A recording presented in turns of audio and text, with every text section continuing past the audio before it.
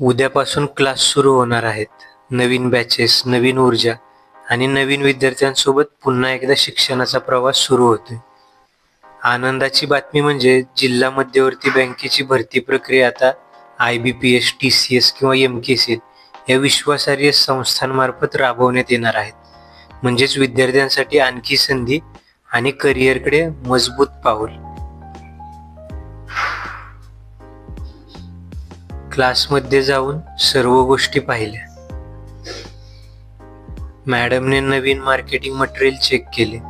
Time table, posters, brochures आणि notice board व्यवस्थित लावले. सगळं व्यवस्थित झालं. आता क्लास बंद करून निघालो शाखा नंबर 2 कडे पुढच्या तयारीसाठी.